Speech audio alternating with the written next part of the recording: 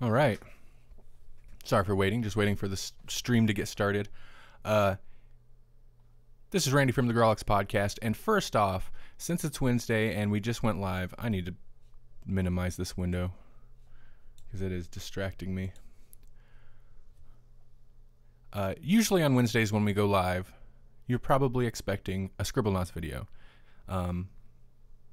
Not today. Sorry, no Scribblenauts today. Instead, you'll get this, and basically it's just because I'm super busy, and I just kind of wanted to fire this out real quick. I'll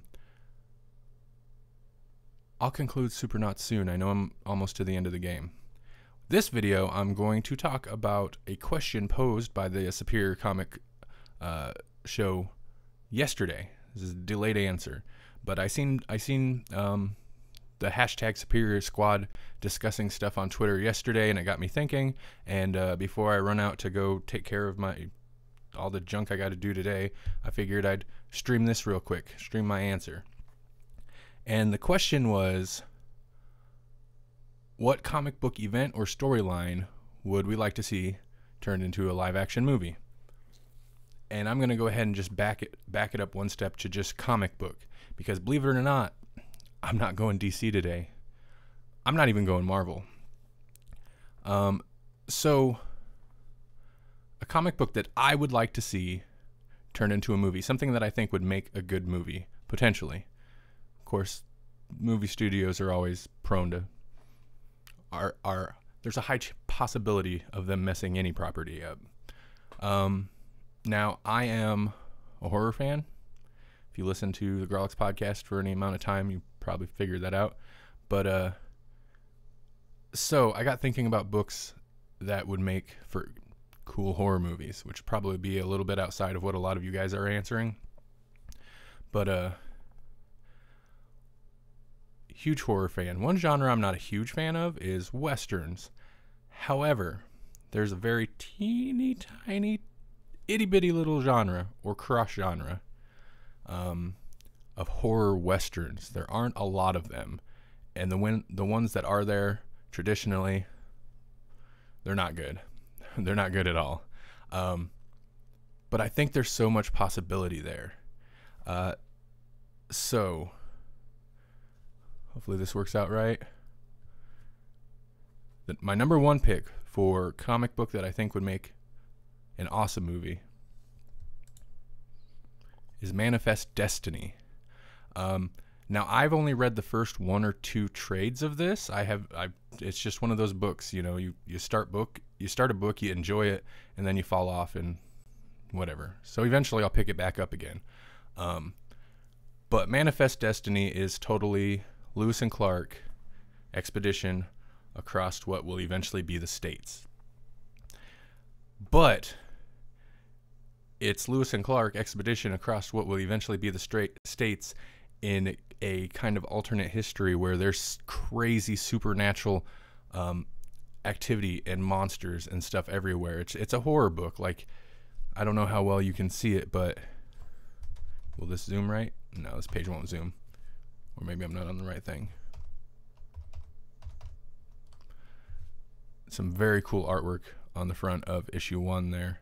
But yeah, I was really enjoying this, and I think it'd make a good movie because one of the things, and again, I'm sure if you're a listener, you've heard me say this before, one of the things in horror movies that really gets me, something that I find very effective is isolation. When you can isolate people and then put some type of threat at them, it intensifies the situation.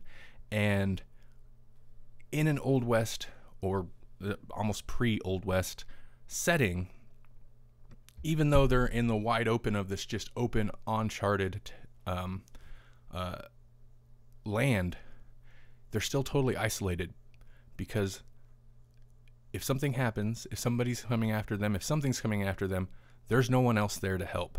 In fact, anybody they come across will likely not be prone to helping them. Well, you know what I'm saying.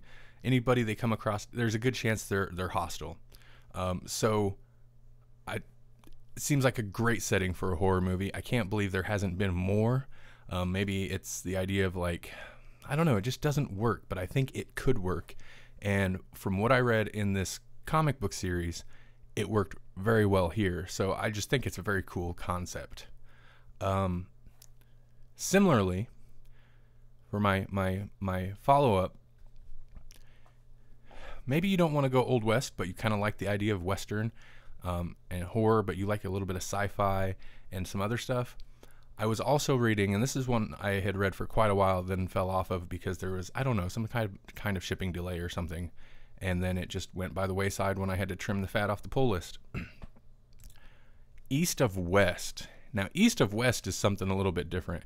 It's definitely very Western inspired, but you also have, like, speaking of alternate histories, and this isn't necessarily like in the past, this seems very futuristic, where there's an interesting mix of like Eastern influences and Western influences, and a bit of horror, lots of sci-fi, and it's just leading up to the apocalypse, but also like post-apocalyptic. It's so bizarre. East of West. If you've never read it, you should definitely check it out. I like I said, I'd got well into the double digits on issues before falling off, and it was still so confusing, but man, intriguing. And visually, I mean, just the design of some things, like, I think it could make an awesome movie. But you'd have to do it right. You'd have to keep the weirdness. With Manifest Destiny, like, it's going to be weird. Ideally, it'd be treated more like a horror movie. But with that, I think it'd be easier to pull off without having to, like, you know, it's not necessarily weird. It's just kind of a strange concept. East of West is weird. And if you were going to make that a movie, you got to keep it weird. And then that also got me thinking about other horror comics that could make a good movie. Here's one I only, again, read a little bit of before falling off, but Spread seems super intriguing. That's a post-apocalyptic world, basically, and I just still don't know what the deal is. It's crazy gory and insane, and you got, if you've read it, you know, but I don't know, just could make a cool horror movie. Now, if the original question was storylines or events specifically, so I'll throw in one more extra. And also, you know, I can't help it. Here's a little DC injection, because if I'm making a video, you got to get your DC injection. So when movies do Batman, as we all know, filmmakers can't help themselves from making Batman some kind of murderer. Even if it's indirect, he's still murdering people in almost every movie. So if you're going to do that, at least give him a reason. Batman the Cult. It's not necessarily the greatest Batman story, but it's interesting. There were definitely shades of, like, aspects of the cult in Dark Knight Rises, at least, you know, from what my interpretation, in the way that, like, Gotham was isolated and just degraded, citizens going wild, you know, the streets looked like, I don't even know, but, you know, you got people hanging from light posts, that kind of situation. But in the cult, Batman is captured by, and I can't remember his name, Brother something, and basically drugged, and until he snaps, and at one point during his like super drugged out snap, he's got an assault rifle and he's mowing down monsters, which when he comes down, clearly there were no monsters. I don't know if they were cops or citizens or something. It's been a long time since I read it, but so, you know, sure, he was not in his right mind, but Batman mowed down some people with an assault rifle. So if you're looking for an excuse for Batman to kill people, just do the cult. Drug him up. Also, look at this. Oh, you can only see part of it. Hold on.